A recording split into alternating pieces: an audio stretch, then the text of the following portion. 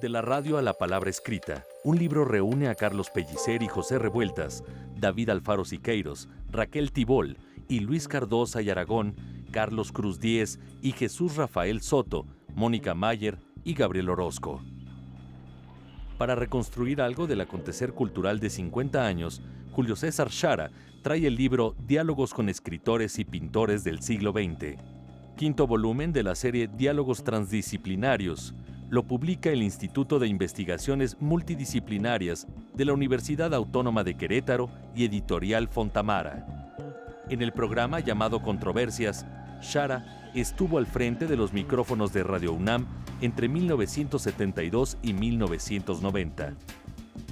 Conversó con más de 60 creadores que aportaron sus visiones de la pintura, la novela, la crítica, la poesía y el arte visual. Autores emblemáticos, vigentes, a veces marginados de la memoria colectiva. Convertidas al formato impreso, las conversaciones se enriquecen por el contexto analítico que ofrece Chara para comprender el cómo y los por qué de esos autores y obras que retratan el mundo a través del espacio libre, polémico y gozoso del arte. Por oposición familiar a su pasión juvenil por el periodismo, Juan Manuel Campos Sánchez cambió de nombre y comenzó a firmar como Julio César Chara. Con este, ha desarrollado una trayectoria en la sociología, la ciencia política, la diplomacia, la academia, el periodismo cultural y la docencia. Formas de conocimiento para vincular arte, literatura y sociedad. Como este libro, que ofrece herramientas para repensar la historia y ofrecer lecturas al acontecer político, social y cultural que nos compete.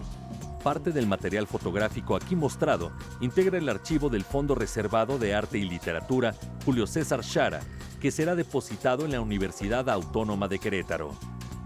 Con información de Angélica Abelleira, Noticias 22. Bueno, es un placer contar con la presencia de Julio César Chara en este foro, en este espacio, compartiendo con nosotros un poco de este libro, Julio César. ¿Cómo se da esta traslación del lenguaje radial a un libro escrito?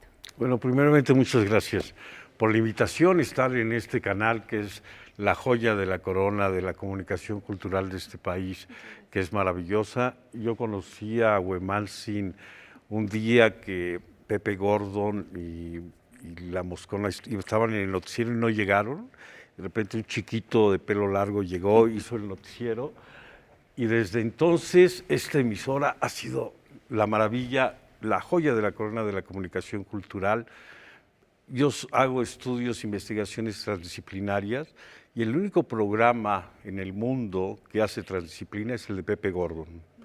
Habla de ciencia, de tecnología y todo este mundo que necesita un rigor más estricto, lo lleva con el rigor poético, porque además hay poesía. Imagínate, ciencia, tecnología y poesía.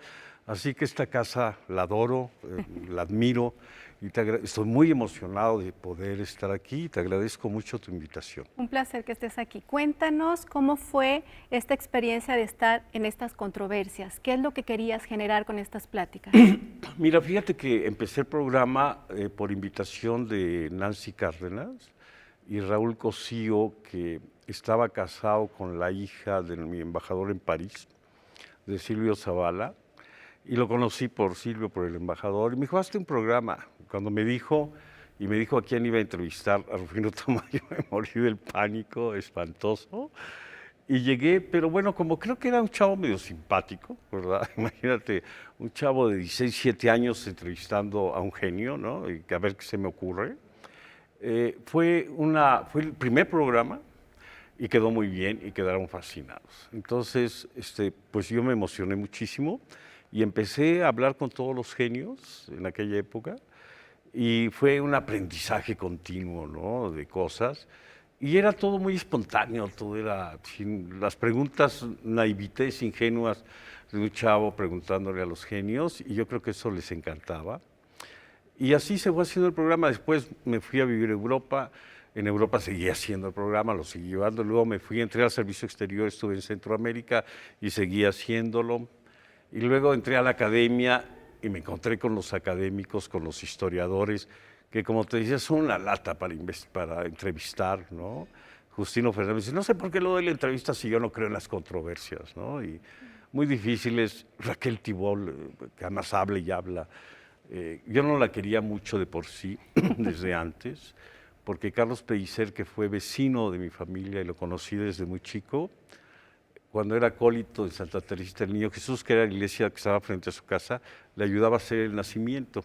Entonces lo conozco desde que era acólito en la iglesia y me contó cosas muy desagradables. Parece que cuando llegó, Frida Kahlo estaba muy enferma, llegó a la Casa Azul y la trataba muy mal. Después trabajé con ella en Bellas Artes y me llamaba a las 2 de la mañana a la casa porque su cheque no había salido bien cuando estaba en Bellas Artes. No sé, Oye, Julio César, ¿y cómo es que tú lograbas como acotar a estos personajes que a veces no tienen llenadera? Sí, bueno, fíjate que realmente poder hablar con Raquel, con la cual te digo, me decía, nos encontrábamos en los periódicos y consiguiendo las notas, me decía, un enemigo más todos los días, Julio César. Esa debe ser el objetivo. Y un poquito tu programa de controversias, ¿buscaba eso, generar polémica, Sí, confrontación? sí, no, sí, claro, pero sobre todo buscaba códigos, porque bueno, yo quiero entender un cuadro de tamaño y quiero saber por qué las manchas, por qué las sandías, ¿no? Es decir, a ver, explíqueme, ¿no? Y la biografía de los autores, que sabiendo que Tamayo estuvo en la Merced con las frutas y cargando guacalias y etcétera, pues ya empezabas a explicarte cosas.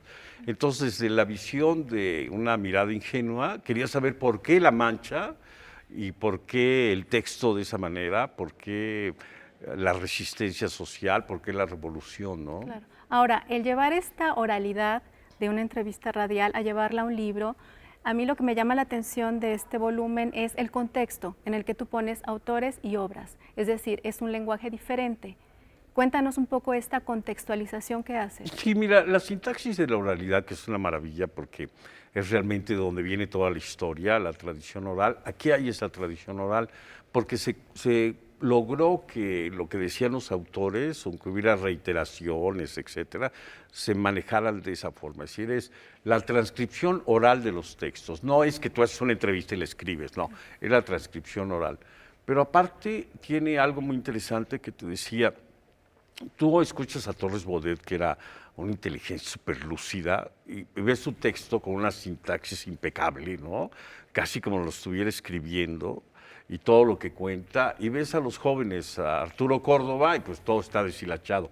Pero ves un siglo de voz de la cultura mexicana y ves las enormes diferencias, la forma no solo de palabras que se han inventado, se han realizado, sino precisamente esa conformación sintáctica de cómo se hablaba, de qué se decía, de esa formalidad del pasado con ahora pues, poner cualquier cosa, ¿no? Y está en el libro. Yo creo que la oralidad para mí siempre fue muy importante. Todas mis investigaciones tienen que ver con preguntarle a la gente, ¿no? ¿Qué piensas? Julio César, se nos acaba el tiempo, siempre es corto en televisión. Te agradecemos muchísimo tu presencia. Invitamos al público que adquiere este libro. Lean el libro. Ahí sí, ahí está el libro y también pusimos el link, el enlace donde ustedes pueden consultarlo en línea. Muchísimas gracias y volvemos con ustedes. Gracias, Angélica. Gracias.